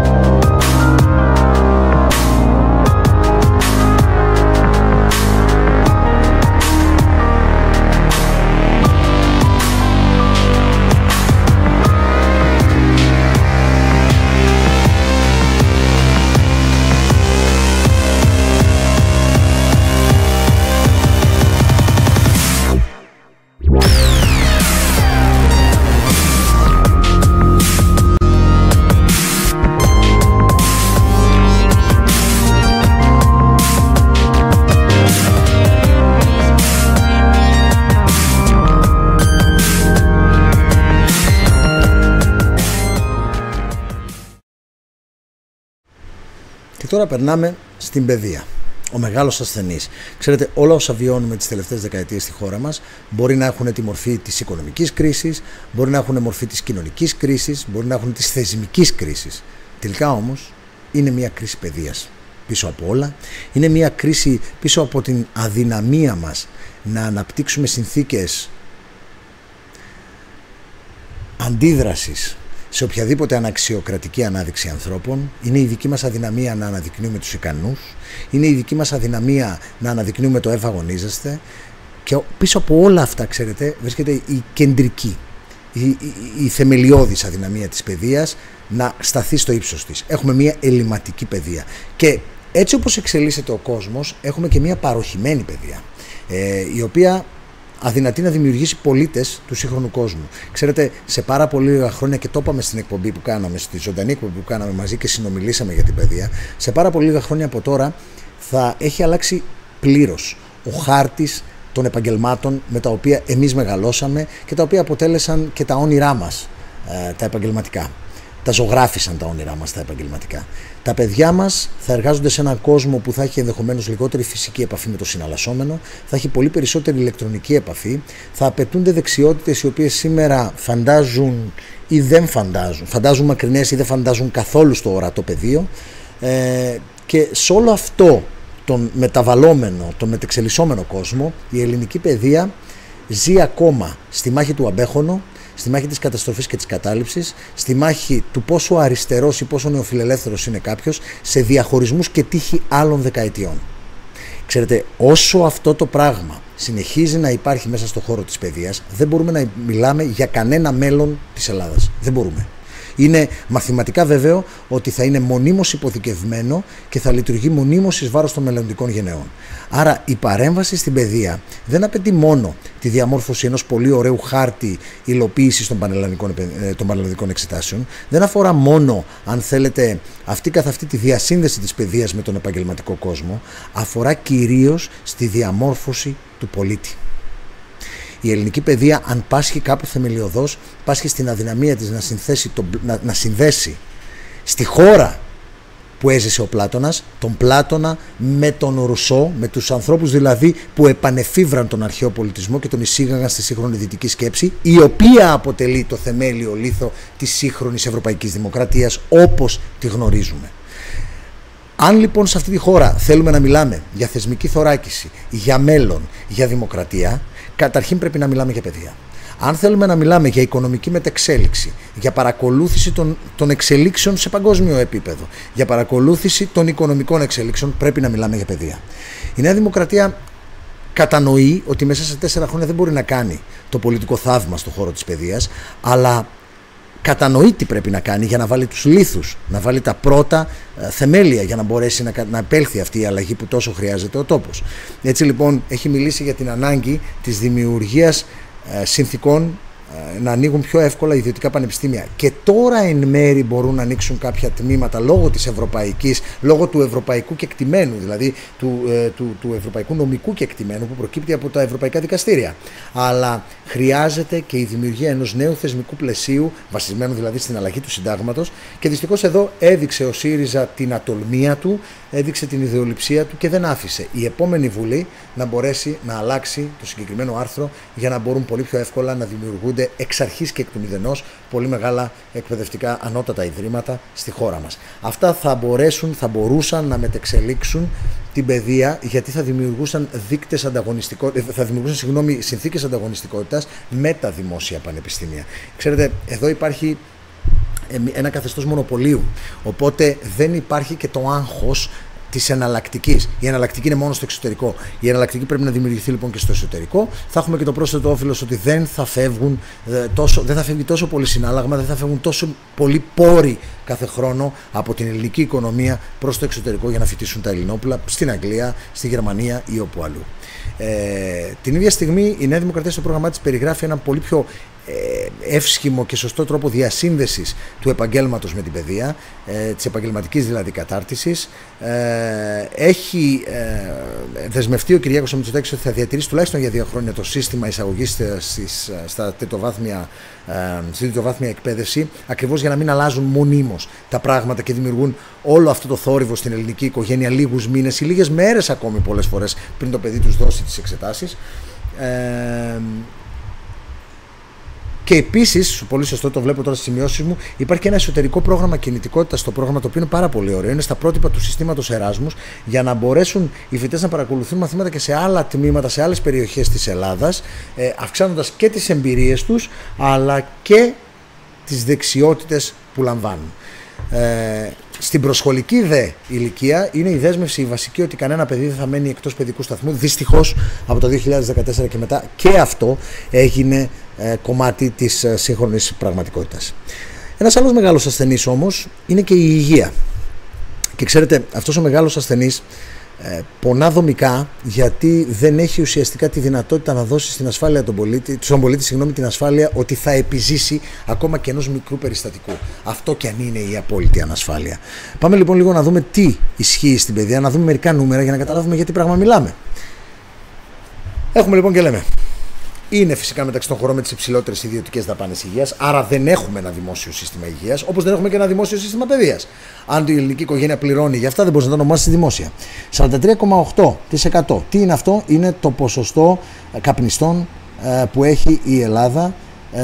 Το 43% των Ελλήνων καπνίζει, όταν ο μέσος όρος είναι 27,3% στα ευρωπαϊκά κράτη. Και μόνο το 12,9% του πληθυσμού μας ασκείται σε μια συστηματική βάση, ενώ το αντίστοιχο ποσοστό στην Ευρωπαϊκή Ένωση είναι το 22,7%. Αυτά φυσικά σχετίζονται με την υγεία, όπως πολύ εύλογα μπορείτε να καταλάβετε. Εδώ βλέπετε το υπερβολικό βάρος, δηλαδή την παχυσαρκία των παιδιών μας μέχρι 15 ετών. Το πράσινο είναι ο δείκτης της Ευρωπαϊκής Ένωσης 2001-2002 και 2013-2014. Και το μοβ είναι της Ελλάδας. Τα ποσοστά δηλαδή της παχυσαρκίας στα παιδάκια μας αυξήθηκαν κατά 50% μέσα σε μία δεκαετία. Αυτά προφανώς και δημιουργούν μετά τεράστια ζητήματα υγείας που έρχεται το σύστημα υγείας να αντιμετωπίσει. Άρα έχουμε βάλει σε μία εντελώς λανθασμένη βάση την διαχείριση του συστήματος υγείας. Η Νέα Δημοκρατία λοιπόν έχει δεσμευτεί ότι η δική της πολιτική υγείας θα επενδύσει τρομακτικά στην πρόληψη. Πρέπει δηλαδή να δημιουργηθούν οι συνθήκες εκείνες ώστε αυτοί οι δείκτες που τώρα σας έδειξα, και καπνίσματος αλλά και λιγότερης συστηματικής άσκησης, να μειωθούν, για να μπορέσουν να μειωθούν και τα περιστατικά που αντιμετωπίζει σωρευτικά η υγεία. Όσον αφορά τώρα την πιο everyday, την πιο καθημερινή μορφή και αντιμετώπιση πολιτικές αντιμετώπισης ζητημάτων υγείας, είναι η διανομή φυσικά φαρμάκων κατοίκων για ανθρώπους που είτε είναι αμαία είτε είναι καρκινοπαθείς ή ιδιαίτερες συγκεκριμένες ομάδες ασθενών, είναι τα ραντεβού με τους γιατρούς του ΕΟΠΗ σε 24 ώρες και όχι με αυτό το σύστημα που μπορεί να κάνει κανείς και πάρα πολλές ημέρες ή και μήνες για συγκεκριμένα πράγματα, η επέκταση της διάρκειας των επαναλαμβανόμενων συνταγών για να μην βλέπουμε το φαινόμενο κάποιος να πρέπει να συνταγογραφεί καταφανώς πράγματα τα οποία θα τα χρειαστεί, εξορισμού θα τα χρειαστεί μέσα και στους επόμενους μήνες, και φυσικά η θέσπιση ενός μοντέλου λειτουργίας των νοσοκομείων με συγκεκριμένους στόχους, άρα με στοιχεία ιδιωτικο-οικονομικά, για να μπορέσουν ακριβώς και να μειώσουν τη δαπάνη λειτουργίας τους ή να την εξορθολογικοποιήσουν και να τη σχετίσουν με το αποτέλεσμα, δηλαδή κόστος, όφελος. Ταυτόχρονα θα μπορεί κανείς να επιλέγει ελεύθερα τον οικογενειακό γιατρό και όλοι οι Έλληνες θα μπαίνουν σε προγράμματα προληπτικών εξετάσεων, γιατί σας είπα, όποιος επενδύει στην πρόληψη στην υγεία αποφεύγει τεράστια κονδύλια στη θεραπεία. Εκεί είναι τα μεγάλα κονδύλια, στη θεραπεία. Το κόστος που θα επενδυθεί, το χρήμα που θα επενδυθεί για πολιτικές πρόσληψης, πιστέψτε με, θα το πάρει πολλαπλάσια πίσω η οικονομία, θα πολλαπλάσια πίσω το δημόσιο, από τα λιγότερα που θα κληθεί να πληρώσει για την αντιμετώπιση ασθενειών πλέον, για τη θεραπεία δηλαδή ασθενειών. Και φυσικά ένας κεντρικός πυλώνας της πολιτικής της Νέας Δημοκρατίας για την υγεία είναι μια δομημένη σε όλα τα φάσματα σε όλο το φάσμα το ηλικιακό καμπάνια, μια εκστρατεία δηλαδή για την ενημέρωση, για την ανάγκη άσκησης, για την ανάγκη μείωσης του καπνίσματος. Ο δε αντικαπνιστικός νόμος θα τηρηθεί σύμφωνα με τα λεγόμενα του επόμενου πρωθυπουργού, του Κυριάκου Μητσοτάκη, άμεσα. Μένει να το δούμε. Ξέρετε, εδώ δεν είναι δυσπιστία προς τον Κυριάκο Μητσοτάκη, αλλά όταν σε μια χώρα εδώ και 15-20 χρόνια προσπαθούμε να κάνουμε πράξη το προφανές, πραγματικά θα είναι παρήγορο η επόμενη κυβέρνηση να μπορέσει αυτό να το υλοποιήσει. Θεσπισμένο είναι ουσιαστικά, μικρές μεταβολές μπορεί να χρειάζεται, αλλά θα είναι πραγματικά πολύ καλό για όλους μας να μπορέσει να θεσπιστεί. Πάμε τώρα να δούμε λίγο τελευταία δύο πραγματάκια, την πολιτική για το περιβάλλον. Ξέρετε, ζούμε σε μια εποχή στην οποία οι συνέπειες της κλιματικής αλλαγής γίνονται ορατές και μάλιστα με γεωμετρικό ρυθμό. Δεν γίνονται με μια ομαλότητα που επεδείκνυε η φύση τις προηγούμενες δεκαετίες. Πλέον βλέπουμε μια όξυνση των φαινομένων σε ανησυχητικό βαθμό. Αξίζει να σας πω ότι πάρα πολλοί άνθρωποι στα επόμενα χρόνια δεν θα μπορούν να έχουν πρόσβαση σε πόσιμο νερό και υπάρχουν σενάρια ερημοποίησης του 1/3 της Ελλάδας για μέσα στην επόμενη 50ετία. Είναι τραγικά σενάρια, είναι σενάρια που σύμφωνα με το Stern Report του 2007, αν δεν κάνω λάθος, μιλούσαν για μετακινήσεις πληθυσμών 200 εκατομμυρίων και 300 εκατομμυρίων ανθρώπων από τις ασιατικές χώρες και τις αφρικανικές χώρες προς την Ευρώπη και γενικά προς τις βόρειες περιοχές, τα οποία θα σημάνουν έναν ολικό συναγερμό αλλά και μια μεταβολή, αν θέλετε, του κοινωνικού ιστού όλων των χωρών και της ζωής μας όπως τη γνωρίζουμε. Πάμε λοιπόν να δούμε λίγο τι συμβαίνει με το περιβάλλον πρώτα απ' όλα στη χώρα μας. 104 εκατομμύρια, φίλες και φίλοι, είναι τα πρόστιμα που έχει καταβάλει η Ελλάδα από το 2015 μέχρι σήμερα. Γιατί? Για την κακή διαχείριση των σκουπιδιών, στερεών και υγρών αποβλήτων. Μάλιστα. Ας δούμε λίγο πώς αυτό όμως σπάει κατά κατηγορία. Σημειώνει βέβαια ότι το ποσό αυτό είναι ικανό να χρηματοδοτήσει πρωτοβουλίες που αλλάζουν την καθημερινότητα των πολιτών, όπως η ενίσχυση του ολοήμερου σχολείου, η επέκταση της ενταξιακής εκπαίδευσης για παιδιά με αναπηρίες. Είναι ενδεικτικά. Γενικά δηλαδή 104 εκατομμύρια είναι πολλά και θα μπορούσαν να αξιοποιηθούν σε πολλές δράσεις. Από αυτά, τα 48,4 εκατομμύρια είναι από το 2015 έως σήμερα για τις χωματερές. Για τα αστικά λίμματα έχουμε φάει 27,85 εκατομμύρια ευρώ πρόστιμο από το 2015 έως σήμερα. Και για τα επικίνδυνα απόβλητα έχουμε φάει πρόστιμα 22,98 εκατομμύρια από το 2015 έως σήμερα. Τα αστικά λίμματα δε, στο Θριάσιο μόνο, έχουν επιφέρει πρόστιμα 5 εκατομμυρίων ευρώ. 104 εκατομμύρια ευρώ σε πρόστιμο. Η επιπτώση της κλιματικής αλλαγής τώρα. Οι 2,5 βαθμοί άνοδο στην μέση θερμοκρασία στα μέσα του αιώνα, η κατά μέσο όρο δηλαδή αύξηση της θερμοκρασίας στα μέσα του αιώνα είναι 2,5 βαθμούς. 20 με 50 εκατοστά αναμένεται να είναι η μέση άνοδος της στάθμης της θάλασσας από το λιώσιμο των πάγων. Καταλαβαίνετε λοιπόν ότι σε αυτές τις συγκυρίες απαιτούνται πολιτικές οι οποίες θα μπορέσουν να σώσουν το περιβάλλον, να, αν θέλετε, ανακόψουν την πορεία των πραγμάτων. Βέβαια, για να είμαστε δίκαιοι, όταν μιλά κανείς για το περιβάλλον και μιλά για τον πλανήτη, προφανώς οι τοπικές πολιτικές από μόνες τους δεν είναι εύκολο να ανακόψουν το κύμα της καταστροφής. Γι' αυτό και γίνεται μια τεράστια προσπάθεια σε διπλωματικό επίπεδο για να πιστούν και οι μεγαλύτερες οικονομίες του κόσμου να συμβάλλουν στη συνολική αντιμετώπιση του φαινομένου. Έχουν γίνει βήματα μπροστά. Δεν θα έλεγα ότι είμαι ενθουσιασμένος με τα βήματα που έχουν γίνει μέχρι σήμερα. Θα έπρεπε να είναι πολύ πιο τολμηροί οι πολιτικές ηγεσίες όλων των χωρών για να μπορέσουν να αποσοβήσουν την καταστροφή που δυστυχώς έρχεται. Αλλά και η Ελλάδα σαν χώρα έχει και ζητήματα χαμηλότερης, δικής της, εσωτερικής δηλαδή περιβαλλοντικής διαχείρισης που πρέπει να αντιμετωπίσει. Το βασικό ζήτημα είναι, ξέρετε, μια χωροταξική πολιτική που θα επιτρέπει τις επενδύσεις, αλλά και θα τις απαγορεύει εκεί που πραγματικά πρέπει να τις απαγορεύει, και δεν θα συναντούμε ανθρώπους οι οποίοι απλά επειδή είναι επιθετικοί και εχθρικοί προς κάθε μορφή επένδυσης επικαλούνται το περιβάλλον, γιατί και αυτό το ζούμε. Τα ειδικά χωροταξικά πλαίσια, ξέρετε, θα δώσουν τη δυνατότητα για επενδύσεις, αλλά θα δώσουν ταυτόχρονα και το φρένο που απαιτείται στις επενδύσεις να μην γίνονται εκεί που το περιβάλλον δεν τις αντέχει ή δεν πρέπει να τις ενσωματώσει. Υπάρχει η δέσμευση για σύνδεση των κατηγοριών χρήσεως γης με τους κωδικούς δραστηριότητας, δηλαδή με τα λεγόμενα CAD, και υπάρχει δέσμευση για κατηγοριοποίηση των βιομηχανικών δραστηριοτήτων με βάση τις περιβαλλοντικές επιπτώσεις. Την ίδια στιγμή βεβαίως θα πρέπει να πούμε ότι θα πρέπει να γίνει πολύ πιο σύντομη και η διαδικασία της αδειοδότησης της περιβαλλοντικής για τις επενδύσεις, διότι σήμερα είναι η κατεξοχήν αδειοδότηση που καθυστερεί τις επενδύσεις.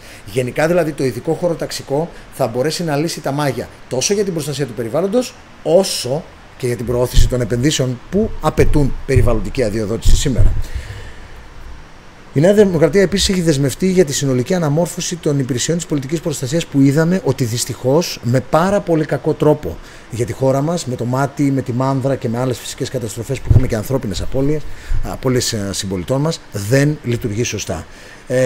Έχει ήδη δεσμευτεί ο Κυριάκος Μητσοτάκης για την κατάρτιση ενός συστήματος έγκαιρης προειδοποίησης των πολιτών, που θα είναι και σύγχρονο και αποτελεσματικό για να μπορέσουν να στέλνονται τα κατάλληλα μηνύματα για την αντιμετώπιση αλλά και την αποφυγή τραγωδιών, και φυσικά ο δραστικός περιορισμός των εκπομπών ρήπων, προκειμένου να επιτευχθεί ο στόχος για μείωση κατά τουλάχιστον 80% του διοξειδίου του άνθρακα στο 2050. Εδώ είναι στα πλαίσια του έτσι και αλλιώς ευρωπαϊκού στόχου και παγκόσμιου στόχου που έχει προκύψει από τις συνθήκες για το κλίμα στο Παρίσι τελευταία. Και πάμε λίγο να δούμε το τελευταίο, γιατί έχει περάσει και η ώρα, για την αλληλεγγύη. Θέλω λίγο να το δούμε μαζί αυτό. Προσέξτε, 790.000 νοικοκυριά ζουν με τον κίνδυνο της φτώχειας. Αυτό είναι ένα τεράστιο νούμερο. Μιλάμε τώρα για εκατομμύρια ανθρώπους, 2 εκατομμύρια, δηλαδή 100.000 συμπολίτες μας αφορούν τα 790.000 νοικοκυριά. Είναι το 20 περίπου της 100. Είναι ένα στους 3 Έλληνες πριν τις κοινωνικές μεταβιβάσεις, μάλιστα. Εντάξει. Ουσιαστικά είναι του συνολικού πληθυσμού το περίπου 20%. Και μόλις 12 στους 100 ανέργους λαμβάνουν το επίδομα ανεργίας. Όταν έχουμε δείκτες ανεργίας, όπως σας έδειξα πριν, πολύ μεγαλύτερους και ειδικά σε δυναμικά κοινά και σε ενεργό πληθυσμό. Άρα λοιπόν, για την αλληλεγγύη θα πρέπει η επόμενη κυβέρνηση να επιδείξει. Καταρχήν να βρει τους οικονομικούς πόρους με βάση το οικονομικό τους πρόγραμμα, γιατί αυτό είναι προαπαιτούμενο, για να επιδείξει την πολιτική, να μπορέσει να εφαρμόσει πολιτικές αλληλεγγύης. Η δέσμευση της Νέας Δημοκρατίας λοιπόν είναι ότι θα επεκτείνει από τα 750 εκατομμύρια ευρώ το χρόνο στο 1 δισεκατομμύριο το ποσό που θα αφορά το ελάχιστο εγγυημένο εισόδημα. Αυτό είναι μια ανακούφιση. Γενικά, όλα αυτά τα επιδοματικού χαρακτήρα μέτρα είναι ανακούφιση. Δεν είναι ο κεντρικός πυλώνας του προγράμματος της Νέας Δημοκρατίας. Ο κεντρικός πυλώνας του προγράμματος της Νέας Δημοκρατίας εμφορείται από την αρχή ότι περισσότερες επενδύσεις, περισσότερες δουλειές και περισσότερο ΑΕΠ τελικά αποτελούν την καλύτερη κοινωνική πολιτική, γιατί δημιουργούν συνθήκες εργασίας, δημιουργούν συνθήκες εργασιακής ενσωμάτωσης των σημερινών ανέργων και άρα διαχρονικής, πιο μόνιμης αν θέλετε αντιμετώπισης των συνθήκων κοινωνικής και πραγματικής φτώχειας, όπως έδειξε πριν το γράφημα. Επίσης, τα επιδόματα ανεργίας που σήμερα δεν καλύπτουν τη συνολική δαπάνη πρέπει να αυξηθούν κατά 200 εκατομμύρια ευρώ, που αποτελεί επίσης δέσμευση του προγράμματος της Νέας Δημοκρατίας. Και οι τρίτεκνες και οι πολύτεκνες οικογένειες, εγώ ανήκω στην πρώτη κατηγορία, υπέστησαν πραγματικά μία μείωση σε πολλές των περιπτώσεων, σε κάποιες. Υπήρξαν και μερικές αυξήσεις για πολύ συγκεκριμένα όμως εισοδήματα, όχι για το μεγάλο φάσμα των τριτέκνων και των πολυτέκνων. Θα υπάρξει λοιπόν μια αύξηση του προϋπολογισμού για τα επιδόματα ανεργίας για να αποκατασταθεί εν μέρη η αδικία που επήλθε με τους νόμους του 2013 και μετά. Συνολικά μέχρι και τώρα το 2019. Επίσης υπάρχει και η δέσμευση για πρόγραμμα απόκτησης ψηφιακών δεξιοτήτων για 50.000 μακροχρόνια άνεργους. Εδώ ξέρετε, εγώ έχω κάνει και μια πρόταση από το ΘΕΣ Ατζέντα για να μπορέσουν οι άνθρωποι αντί να παίρνουν ένα επίδομα ανεργίας, ένα σκέλος του επιδόματος ανεργίας τουλάχιστον, ένα σκέλος της πολιτικής του ΑΕΔ, να αφορά την επανακατάρτιση με όρους έβρεσης εργασίας, δηλαδή να μπορέσει να συνδεθεί η διαδικασία έβρεσης εργασίας με την κατάρτιση που θα χρηματοδοτεί ο ΑΕΔ μέσα από ένα προσωπικό λογαριασμό κάθε πολίτη. Δηλαδή, κάθε πολίτης από τη στιγμή που κλείνει το 18ο έτος της ηλικίας του, είναι μελλοντικό σχέδιο, υλοποιείται στη Σιγκαπούρη, αλλά ακούστε το για μισό λεπτό. Ουσιαστικά, σαν μονάδες και όχι σαν χρήματα, θα πιστώνονται στον δικό του κοινωνικό λογαριασμό κάποιες μονάδες οι οποίες αντιστοιχούν σε πραγματικά χρήματα. Δηλαδή, ας πούμε 15 ή 20.000 μονάδες, 20.000 ευρώ. Δεν είναι λεφτά που μπορεί να τα πάρει κανείς από κάποιο λογαριασμό, αλλά ο δικαιούχος θα μπορεί σε όλο το φάσμα της εργασιακής του ζωής να τους αξιοποιεί τις μονάδες αυτές ή να τις δίδει στην εταιρεία που θέλει να πιάσει δουλειά για να μπορέσει να τις αξιοποιήσει για προγράμματα επιμόρφωσης. Ξέρετε, αυτό είναι λίγο ρηξικέλευθο, αλλά είναι μπροστά γιατί αφήνει τον ίδιο τον εργαζόμενο να καθορίσει τους όρους της δικής του επιμόρφωσης με βάση την αναδιάταξη των δικών του εργασιακών στόχων. Λοιπόν, φίλες και φίλοι, ένα κυβερνητικό πρόγραμμα είναι τεράστιο εξορισμού και είναι πάρα πολύ δύσκολο να αναλυθεί σε 45 λεπτά. Εγώ αν το έκανα σήμερα αυτό, το έκανα κυρίως γιατί γιατί πιστεύω ότι ένας εκλογέας στη δημοκρατία πρέπει να είναι ενήμερος, να μπορεί να αποφασίσει πολύ σωστά για το τι θα ψηφίσει, να μπορεί να εμπιστευτεί ένα πρόγραμμα και κυρίως όταν έρθει η ώρα να μπορεί να το κρίνει πραγματικά αν η ηγεσία τήρησε το κοινωνικό συμβόλαιο που έταξε στον λαό για να μπορέσει να την ξαναεπιλέξει ή να την καταδικάσει στην επόμενη κάλπη και να επιλέξει κάτι καλύτερο. Εδώ λοιπόν μπορείτε συμπεπτυγμένα να κρατήσετε, γιατί και αυτά μένουν όπως σας είπα στην ιστορία, να κρατήσετε τη μία ώρα που είμαστε μαζί και κάτι ως ένα υλικό που παρουσιάζει το πρόγραμμα της Νέας Δημοκρατίας και να το κρίνετε στο χρόνο. Δώσ' μου λίγο τα νούμερα. Λοιπόν, να δω λίγο τις ερωτήσεις σας πριν κάνω τον επίλογο. Ας αρχίσει από τη δέσμευση στη Νέα Δημοκρατία του χρήματος που δίνει σε βουλευτές και μετά το πρόγραμμα που προτείνει. Εντάξει. Κώστα, έκανα μια εισαγωγή από αυτού, θα πω και κάποια πράγματα στο κλείσιμο. Να έρθει μέσα συνάλλαγμα. σωστό. Γιάννης Πεχλιβάνης, ιδιωτικά πανεπιστήμια χθες μέχρι και η Βόρεια Κορέα έχει και αρχαία ελληνικά οπωσδήποτε διδάσκονται σε πολλά λύκεια του εξωτερικού. Ξέρεις, τα αρχαία ελληνικά είναι και μέσα στην κατηγορία και μέσα, συγγνώμη, σε αυτό το σκεπτικό που ανέλησα εγώ για την εισαγωγή μαθήματος Ρουσό και Πλάτωνα στην παιδεία. Ξέρεις, δεν είναι δυνατόν να είμαστε οι γεννήτορες της σύγχρονης δημοκρατίας και του πνεύματος που υπάρχει γύρω από τη δημοκρατία και να μην περνάμε στη μαθητιώσα νεολαία αυτά τα διδάγματα, τα οποία γεννήθηκαν στην αρχαία Ελλάδα αλλά μετεξελίχθηκαν στο Μεσαίωνα, επανααποκωδικοποιήθηκαν στο διαφωτισμό. Λοιπόν, σωστό, η παιδεία είναι το νούμερο ένα πρόβλημα. Τον Αριστοτέλη μέσα, μάλιστα. Ωραία, έχει 63 σχολεία, οπότε πρέπει να τα ανοίξω, γιατί δεν τα βλέπω όλα εγώ όμως. Ωραία. Μου δίνει πάρα πολύ λίγα σχόλια εδώ, Τάσο.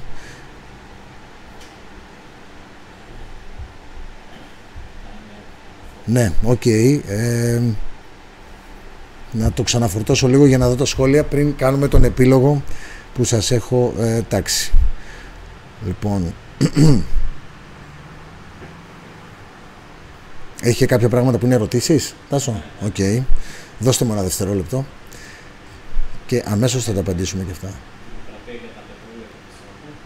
Οκ. Τι θα κάνει η Νέα Δημοκρατία, μου λέει ο Τάσος εδώ, για τα πετρέλαια και τη ΣΑΠΕ. Αυτό είναι πράγματι κομμάτι του προγράμματος. Πρέπει να σας πω ότι όταν ήμουν εγώ διευθυντής γραφείου Υπουργού και ήμουνα αρμόδιος για την ομοθέτηση κειμένων, το 2005 είχαμε ετοιμάσει, κατά 90% είναι αυτό που έγινε το 2011 νόμος επί Μανιάτη, επί συγκυβέρνησης. Είχαμε ετοιμάσει το θεσμικό πλαίσιο για την έρευνα και την εκμετάλλευση την εκμετάλλευση υδρογονανθράκων στην Ελλάδα. Δυστυχώς από το 2005 μέχρι και το 2011 αυτό το νομοσχέδιο λίμναζε, καθόταν σε ένα σιρτάρι στο Υπουργείο Ανάπτυξης και δεν είχε πάρει το δρόμο προς τη Βουλή για να καταστεί νόμος του κράτους και να μπορέσει να ανοίξει το δρόμο για να γίνουν αυτά που γίνονται εδώ και καιρό στην Κύπρο. Η πολιτική της Νέας Δημοκρατίας για τα ενεργειακά είναι να προχωρήσει άμεσα ουσιαστικά στην υλοποίηση των διαγωνισμών για τα πιθανά πετρελαιοπαραγωγά και πιθανά, πετρελαϊκά και φυσικού αερίου πεδία από τη μια πλευρά. Από την άλλη όμως είναι πάρα πολύ θαραλέα στο να ενισχύσει τους στόχους για τη ΣΑΠΕ και κυρίως τους ετήσιους διαγωνισμούς που αφορούν την εγκατάσταση νέας ισχύως από αιωλικά, φωτοβολταϊκά, βιομάζα και άλλες μορφές τεχνολογίας. Λοιπόν, για να δω τώρα αν θα μου ανοίξει όλα τα σχόλια, το εύχομαι ιδιαίτερα, για να δούμε λίγο, γιατί εδώ στη σελίδα μου ανοίγει μόνο τα ίδια και τα ίδια, μάλιστα. Λοιπόν, πολλά μηνύματα μέσα. Λοιπόν, εντάξει, βλέπω, μου λέει ο Τάσος, ότι είναι πολλά τα μηνύματα συμπαράστασης. Πραγματικά θέλω να σας ευχαριστήσω όλους και τον καθένα ξεχωριστά. Στέκεστε δίπλα μου σε μια πραγματικά δύσκολη στιγμή για μένα. Δηλαδή είναι ανθρώπινο. Δεν είναι ωραία η μέρα που καταλαβαίνεις ότι ένας στόχος που καλλιεργούσες για 2 χρόνια και τον καλλιεργούσες πραγματικά με πολύ διαφορετικό τρόπο, είναι γεγονός, δεν σου βγαίνει. Τάσο, αν έχουμε ερωτήσεις, πέστες μου. Ναι.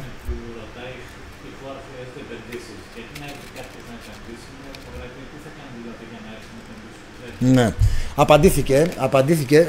Κοίταξε, Σταύρο, μένουμε στο ότι χρειάζεται ένα πλαίσιο ευνομίας, να λειτουργεί σωστά η δικαιοσύνη, να λειτουργεί σωστά η έννοια της ασφάλειας, να λειτουργεί σωστά η έννοια του σταθερού φορολογικού πλαισίου και εισφοροδοτικού πλαισίου, να λειτουργεί πολύ σωστά η έννοια της μειωμένης γραφειοκρατίας, το κράτος να είναι αρρωγός και να μην είναι απέναντι. Αν συνολικά σε όλα αυτά μια διακυβέρνηση δεν βάλει δάχτυλο για να μπορέσουν να αλλάξουν, δεν βάλει δηλαδή το δάχτυλο της πολιτικής που μετατρέπει τον τρόπο που μέχρι τώρα λειτουργούσαν, σίγουρα θα έρθουν πολύ δύσκολα. Θέλω να είμαι κατηγορηματικός σε αυτό. Άλλη ερώτηση, Τάσο?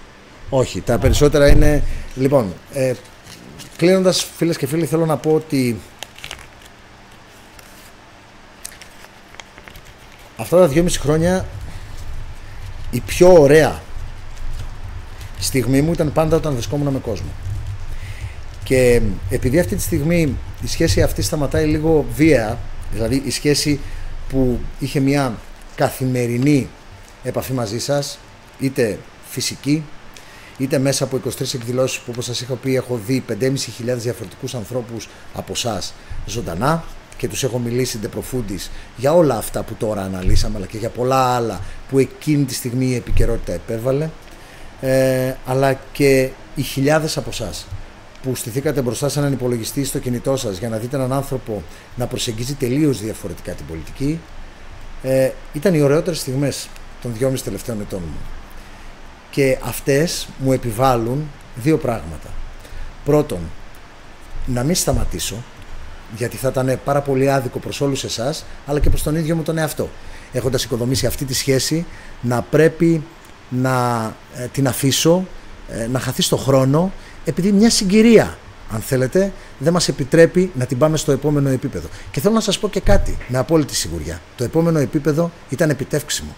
Στις 7 του Ιούλη νιώθουμε ότι μαζί με εσάς θα είχαμε μπει στη Βουλή. Θα είχαμε κάτσει μαζί στα έδρανα. Θα είχαμε σηκώσει λίγο ψηλότερα τον πύχη της εκπροσώπησης. Θα είχαμε δημιουργήσει μια νέα δυναμική για αυτό που λέγεται Β' Θεσσαλονίκης. Και θα νιώθατε όταν ανοίγατε το δέκτη σας, είτε να με βλέπετε όρθιο να μιλάω στο βήμα της Βουλής, είτε να σας εκπροσωπώ σε μια τηλεσυζήτηση, ότι εσύ, αυτόν που εκεί είδαμε, αυτόν που εκεί ακούσαμε, αυτό που εκεί σφιχταγκαλιάσαμε ή του δώσαμε το χέρι, είναι ένας άνθρωπος που τελικά καλά κάναμε και τον επιλέξαμε. Αυτό, φίλες και φίλοι, δεν έγινε τώρα. Η ζωή είναι, ξέρετε, απρόβλεπτη, γι' αυτό είναι και μαγική. Και εκεί που νιώθεις ότι καταβαραθρώνεσαι ή κάτι δεν υπήρξε απόλυτα δίκαιο μαζί σου, θα πρέπει να μπορείς να έχεις τη δύναμη να βλέπεις μακρύτερα, να βλέπεις ευρύτερα και να βλέπεις βαθύτερα. Εγώ λοιπόν το κάνω αυτό σήμερα, θα συνεχίσω να το κάνω, τρανότερη απόδειξη από το γεγονός ότι κάθισα σήμερα μπροστά σας για να κάνω το υπέρτατο που θα έκανε κανείς, στην πράξη να ενισχύσω το γιατί η Νέα Δημοκρατία πρέπει να ψηφιστεί, δύσκολα θα το έκανε. Όπως σας είπα στην αρχή, θα μπορούσα να επαναπαυθώ σε μια απλή χειρόγραφη, καλά προσεγμένη ανακοίνωση για να μπορέσω όλα να τα έχω καλύψει καλά. Δεν επέλεξα αυτό, επέλεξα και σήμερα το πιο δύσκολο για τον ψυχικό μου κόσμο, αλλά και για τη συγκυρία. Το επέλεξα, αλλά το επέλεξα συνειδητά. Το επέλεξα συνειδητά γιατί δεν μπορώ να πάω αντίθετα στις αρχές με τις οποίες γαλουχήθηκα, οι οποίες μου λένε ότι αυτό το καλό στο οποίο πιστεύεις και γενικά το υπηρετείς στη ζωή σου, δεν μπορεί να το ποδοπατείς επειδή κάτι δεν σου πήγε καλά. Ναι, δεν μου πήγε καλά. Δεν συμμετέχω στο ψηφοδέλτιο της Β. Νιώθω άσχημα γι' αυτό. Εν μέρει νιώθω και αδικημένος. Και πολλοί από εσάς νιώθετε αδικημένοι, γιατί με γνωρίσατε και είδατε το ποιόν αυτού του αγώνα. Και δεν πρέπει να συνεχίσουμε τη ζωή μας. Δεν πρέπει να τη συνεχίσουμε πάνω στον βασικό κανόνα που λέει ότι κάθε μας φυσική και νοητή επιλογή πρέπει να είναι στο σωστό δρόμο. Θα είναι λοιπόν στο σωστό δρόμο, θα είναι στο δρόμο που μου επιβάλλει η αξιοπρέπειά μου, η λογική μου και το δικό μου ήθος. Και θα είναι εκεί για να μπορέσει, και όταν ξανά το καμπανάκι της σύγχρονης πορείας των πραγμάτων ξαναχτυπήσει, να είμαι δίπλα σας για να σας ζητήσω ίσως τότε μια άλλου είδους ή ενός τέτοιου είδους υποστήριξη. Θα το κάνω όμως συνειδητά, υπηρετώντας μέχρι τότε αυτή την επαφή, την οποία δεν θα χάσουμε. Εγώ θα είμαι εδώ. Θα κάνουμε συχνά τις εκπομπές μας, θα μιλάμε για όλα αυτά που μας αφορούν, θα μιλάμε για όλα αυτά που πρέπει να αλλάζουν, θα κρίνουμε την εξουσία πάντοτε με πολύ δομικό τρόπο και χωρίς να προσβάλλουμε τις ανθρώπινες προσπάθειες που είμαι βέβαιος ότι θα γίνονται καλοπροαίρετα, αλλά κυρίως θα δημιουργούμε πολιτική εκεί που βασιλεύει η παραπολιτική.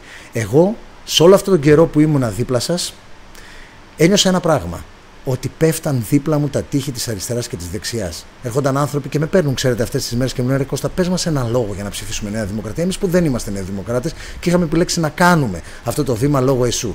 Εγώ σήμερα αυτό που θα σας πω είναι: κάντε το βήμα και είμαστε εδώ μαζί να το κρίνουμε, είμαστε μαζί να το δούμε και είμαστε μαζί και να το καυτηριάσουμε αν πρέπει, γιατί όλων μας ο σκοπός δεν είναι καλά να πάει η Νέα Δημοκρατία. Είναι καλά να πάει η χώρα μας. Και ξέρετε, αυτή τη χώρα πολλοί τη λένε απλά χώρα.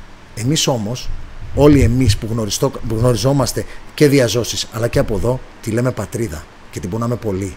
Και αυτή δεν έχει περιθώριο για μικρές προσωπικές πολιτικές, για μικρά κατώτερα συναισθήματα, ακόμα και όταν βάλεσαι, ακόμα και όταν αδικείσαι. Να έχετε ένα καλό βράδυ, θα είμαι εδώ μαζί σας και εύχομαι να είστε κι εσείς εδώ μαζί μου.